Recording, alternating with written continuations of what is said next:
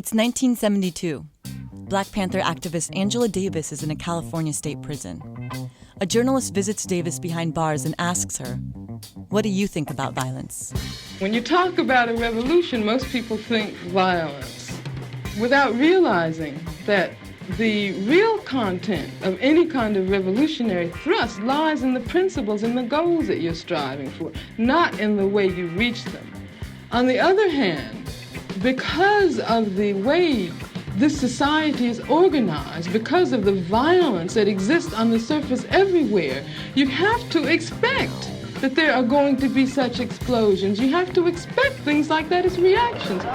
You need to disperse immediately. If you are in the middle of the street, you are unlawfully assembled, you will be subject to arrest. Do it now.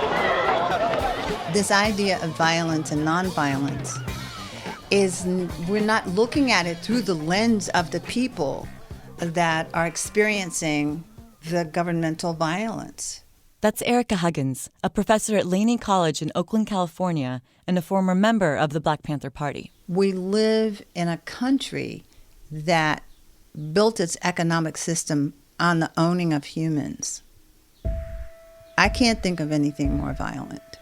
And so you can't expect that people will walk up to the door of those stakeholders of violence and say, "Will you stop it, please?" And then they do. They do not. So at some point, people make it their business to defend themselves from that violence. This desire to defend herself led Huggins to join the Black Panther Party when she was 18 years old. It was 1969. I decided to leave the Lincoln University campus in Pennsylvania where I was and drive across the country with John Huggins to join the Black Panther Party. John Huggins was Erica's husband. Later that year, he was killed during a protest at UCLA, allegedly by the FBI. Erica was pregnant at the time. Soon after, she moved to New Haven and became a leader in the Black Panther movement. A few years after that, she was charged with murder and spent 2 years in prison, mostly in solitary confinement. Those charges were later dismissed.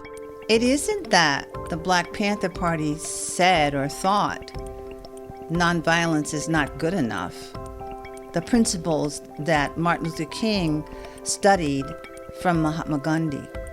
It's beautiful and wonderful. And for the sake of love of the people, the Black Panther Party was formed.